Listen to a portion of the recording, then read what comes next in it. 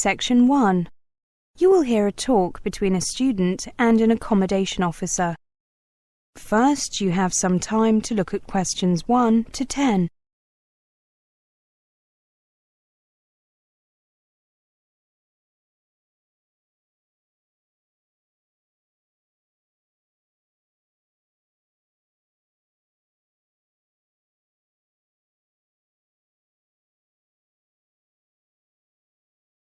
Now listen carefully and answer questions 1 to 10.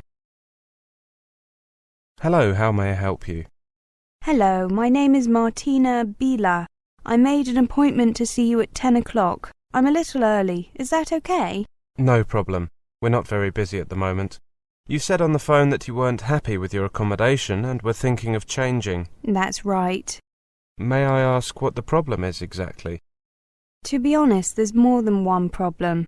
The main problem is that the accommodation is further than I imagined from the university. I see. And the other problem or problems? The other problem is that the landlady is quite a heavy smoker. I'm a non-smoker and I'm afraid that I find it quite unpleasant. I'm sorry about that. Weren't you given the option of accommodation with smokers or non-smokers? I'm afraid that's really my fault. I don't mind light smokers, but I didn't get my accommodation organised very much in advance, so most of the accommodation had gone by the time I applied. However, a friend told me that there is sometimes accommodation, accommodation becomes available mid-term because some people leave the university or change their place, the place where they live, so I thought maybe... I see. Yes, it is important to arrange accommodation well in advance, though it isn't always possible. However, your friend was correct. We do get some accommodation available mid-term. Just give me a minute to find your details on the computer. Yes, of course. Now, your current address is 43 Parkway Drive, isn't it? Yes. Yes, that's a fair way away. The bus connection isn't too good either, is it? I think that it would be better to focus on that as the reason for moving, rather than the smoking issue. However, I will change the information in the computer to say that this accommodation is only suitable for smokers or people who don't mind heavy smokers. That way we can avoid similar problems in the future. That sounds like a good idea. Now, the good news is that there is plenty of accommodation available nearer the university. The bad news is that it is more expensive. That's okay. I expected that. Is there any catered or self-catering university accommodation available? That would be ideal. I thought you might be interested in that. The day after you phoned, a place became available. It's catered, so it's the most expensive type of accommodation, but it's yours if you want it. There's no self-catering accommodation available? Not at the moment. Something could become available at any time, but then again, you might have to wait weeks. I understand. Can I just check the cost? It's £37.50 per week. You also have to pay £23.15 during the Christmas and Easter holidays, regardless of whether you are there or not. That sum doesn't include meals during those periods. But summer holidays are not included. That's right. Students are permitted to stay in university accommodation during holidays, but they usually have to move to a different flat. I see. And do I pay monthly? Yes, but don't worry if you're a few days late. It happens quite often, and we don't mind too much. Can I see a picture of the accommodation? Sure. It looks like this. You can see that there is a single bedroom for each student and a common living room and bathroom. There are no cooking facilities, but many students buy a microwave. Can you tell me anything about the people I'd be living with? There are 2 girls there. One is British and one is Indian. They are studying law and marketing, respectively. They're the same age as you, 20, and they're not smokers. That sounds perfect. If I don't give my landlady a month's notice, she gets to keep the deposit, doesn't she? That's normally stated in the rental agreement, yes. I'd like to be able to keep this university accommodation available, but I'm afraid I can't. If someone else wants it and takes it... I understand. I'll take it. Can I move in on the first day of next month? What day is today? 22nd. Yes, That should be fine. Give me a minute to print out the standard rental agreement. That is the end of Section 1. Now turn to Section 2. Section 2. You'll hear a lecture. First, you have some time to look at questions 11 to 20.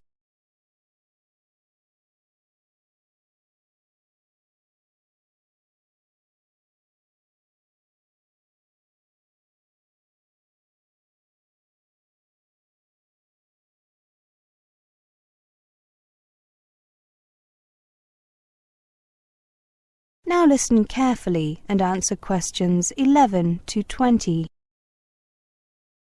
Welcome everybody. Are you all sitting comfortably? My name is David Price and this is our first meeting in a series of presentations called Countdown to Departure. I know that you have just arrived here for your year-long course prior to going abroad, but it is certainly worth taking the time to consider, to think about events that will take place a year or almost a year from now. I have handed out this useful guide to planning your time abroad. Please follow the suggested timetable closely. It is vital that you get each thing done on time. If you can get things done earlier, then we suggest in the guide, that's great. But certainly don't leave them later than we recommend. If you do not get these things done on time, it could jeopardize your study abroad, or at least delay it by a year. Now, we are currently 1 year from departure, so you should start applying for postgraduate programs and scholarships immediately, if you haven't already. Consult your tutors for further advice on these points. You should also calculate a rough estimate of your study and living expenses and consider how to pay for them. We'll be looking at that in more detail during the next meeting. You should start arranging accommodation abroad as soon as you have accepted a place on a course. Arranging accommodation can be a rather bureaucratic procedure and can take a while. At the same time, ask the university about your options for paying your fees. The next point on your timetable is 6 months before you leave. At that point, you need to check your passport, and if you are going to need a new one, deal with that immediately. Remember that your passport might need to be valid for the whole of the period you intend to be abroad, but that you can often renew your passport at your embassy in the country where you are studying. In any case, your passport needs to be valid for at least 6 months after you enter the country where you intend to study. It might seem unnecessary to get your passport in order so early before you go, but remember that you have to get your visa as well. You should do that around 6 months before leaving too. Bear in mind one final simple point. Make sure that your passport has a few empty pages left for visas and stamps. 2 or 3 months before departure, you should ask your bank about the options for transferring money to the country you'll be studying in and setting up a bank account there. You should also start looking at booking your flight to the country you'll be studying in order to get the best rates. The cost of flights varies considerably from carrier to carrier, and even between different travel agencies, and depend a lot upon the time of year you are flying. Booking in advance can save you a considerable sum of money. When you book your flight, you should check with the airline or travel agent to find out what your baggage allowance is. At the same time, look into booking your other travel within the country you're going to from the airport where you will arrive. Don't forget to buy travel insurance when you book any flights. Finally, still 2 or 3 months before departure, make sure that you have an unconditional letter of acceptance from the university you're going to attend. This is vital, as it facilitates entry clearance if into the country. Next, about 1 month before leaving, find out whether you will be entitled to receive free health treatment in the country you're going to, and find out how much you will have to pay if not. Look into arranging health insurance if necessary. Also, buy currency and traveller's checks to cover your first few weeks in the country. Watch the exchange rates and pick a good time, but do not leave it too late. If you are buying traveller's checks or a large amount of money of currency, your bank may need a while to arrange this. Another thing to do is find out what you can take into the country and what items are prohibited. Finally, find out whether your home insurance policy will cover your belongings while they are abroad. If not, arrange suitable insurance or look into the possibility of arranging a policy in the foreign country. The last point on this timetable is 2 weeks before you leave. At this time, you need to do 2 things. One is to ask your doctor to write a letter explaining any prescription medicines, what they are, and why you are taking them. The second is to request a reference letter from your bank in your own country, as this will help you to open a bank account abroad. Now, let's take a closer look at. That is the end of Section 2. Now turn to Section 3. Section 3. You will hear a conversation. First, you have some time to look at questions 21 to 30.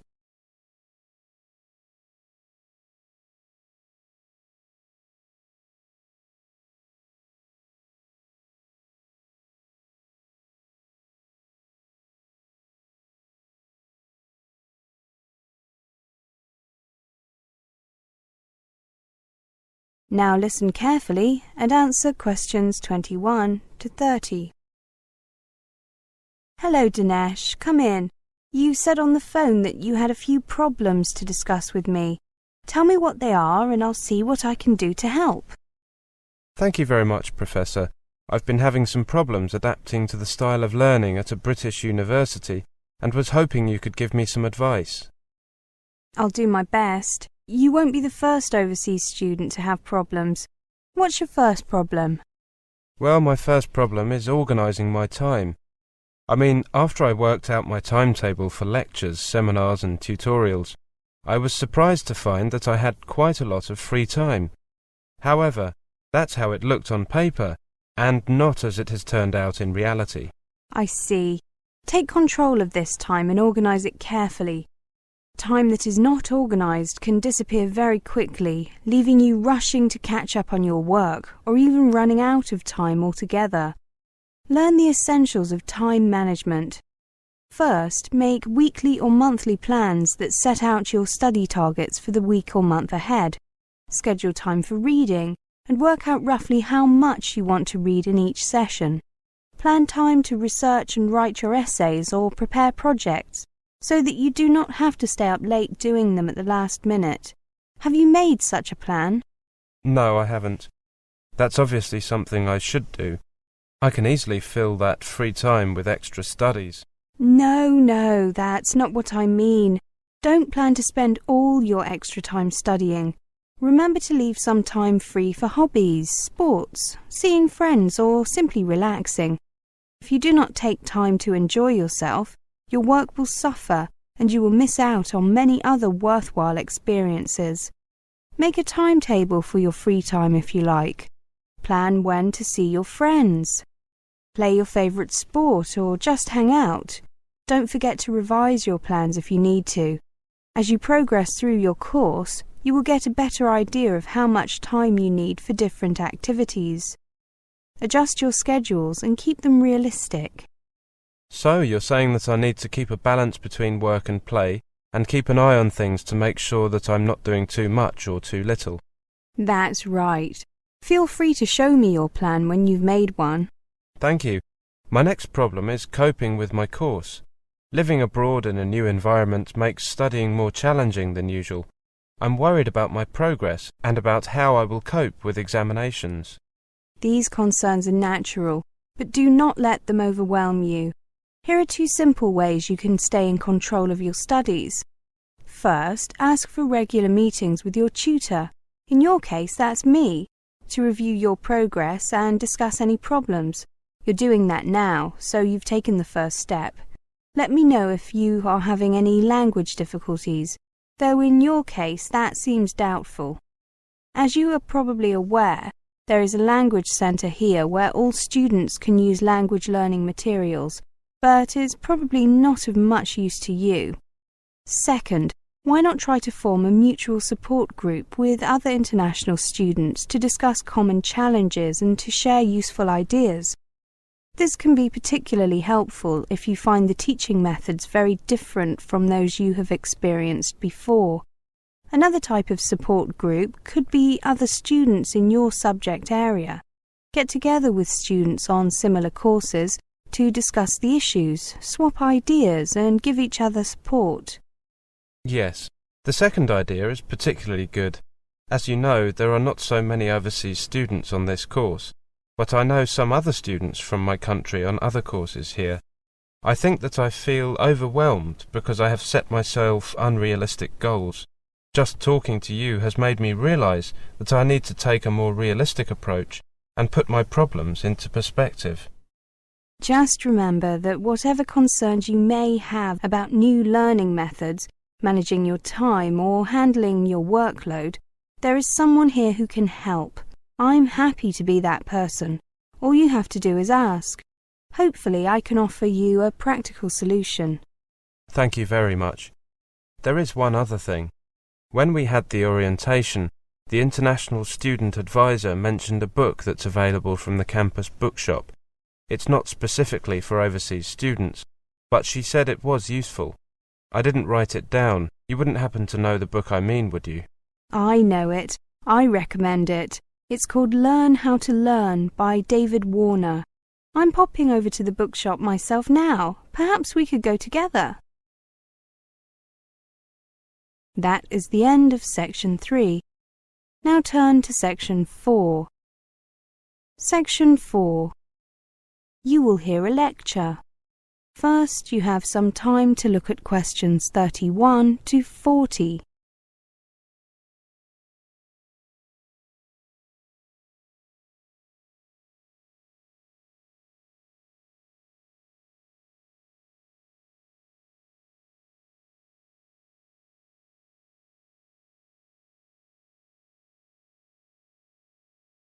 Now listen carefully and answer questions 31 to 40.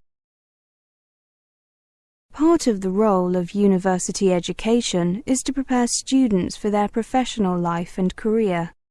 Part of this preparation is to introduce and train students in lifelong learning, preparing them to approach their career as a continuous learning experience, rather than assuming that the end of their university education represents an end goal beyond which there is no need for further learning.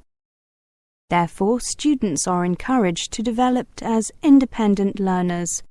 An independent learner is one who takes responsibility for his or her own learning and is not always dependent on teacher being available to guide and correct.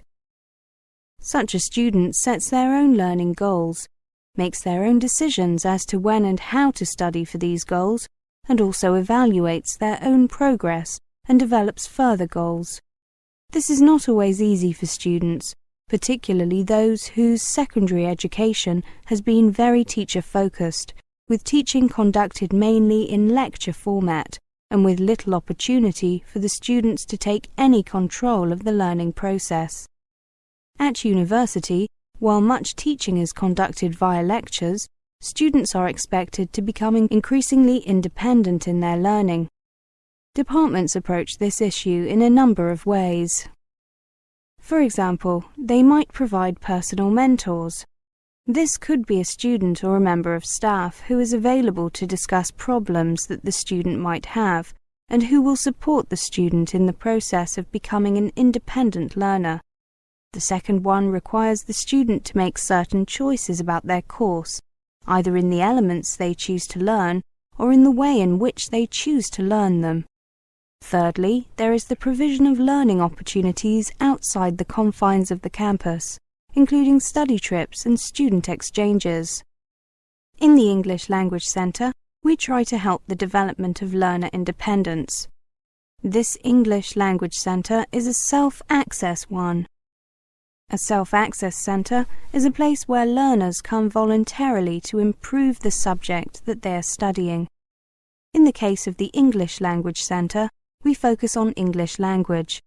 In a self-access centre, it is the student who decides what to study, when to study, how long to study, what materials to use, how to use the materials, and how to assess effectiveness.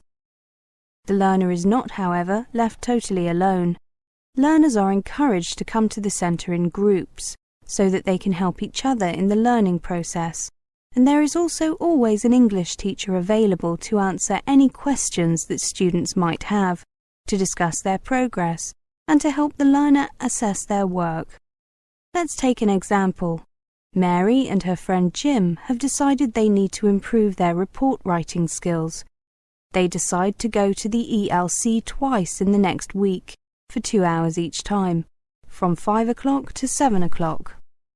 The first thing they do is talk to the English teacher there, to help them identify what particular elements of writing a report they find especially difficult. Having done this, they identify suitable books, videos or computer programs from the index, with help from the teacher if needed.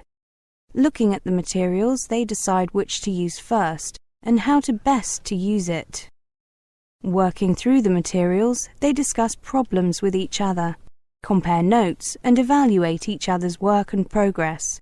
This process of working together is important, as the students are able to support each other in the learning process. Of course, sometimes they need more help, and so they ask the English teacher at the centre. When they have finished their studies, they review what they have studied, with help from their notes, and evaluate the extent to which they have, or have not, achieved their initial aim. In the light of this, they will decide to either do more work on the same topic, or move to another topic, either related to this one or something completely different. There are many ways students can improve their English independently of a teacher. Firstly, they can use English language videos in conjunction with learning activities, such as exercises to practice particular listening skills, questions to lead discussions on the topic introduced by the video. They can do follow-up tasks that use the content of the video to focus on other language skills, such as learning vocabulary or understanding the grammar used by the characters in the video. Secondly, they can use a computer program to improve their pronunciation by identifying and then practicing the individual sounds used in English. Thirdly, they can use a book to find a model business letter, for example, writing one of the same type but with different information, and then discussing it with the ELC teacher before finally rewriting it. Finally, they can use newspapers or magazines as stimuli for discussion activities, with a brief report written at the end, summarizing the discussion. However, the development of an independent learner is not dependent on a centre like the ELC. Within the university, as well as within individual departments, the library, the Student Affairs Office and the Student Union all provide a range of opportunities for the student to develop as an independent learner. Outside the campus, the opportunities are both physical and virtual. Physical ones include libraries, museums and other centres, as well as various special interest groups. In the virtual world of the Internet, the opportunities are both global and vast. To conclude, in a world in which change is central to our continued survival, the professional must have the adaptability and flexibility of a lifelong learner. A lifelong learner must be an independent learner, able to take responsibility for all stages of the learning process. It is the student's responsibility to take advantage of the various opportunities on offer. That is the end of section 4. You now have half a minute to check your answers.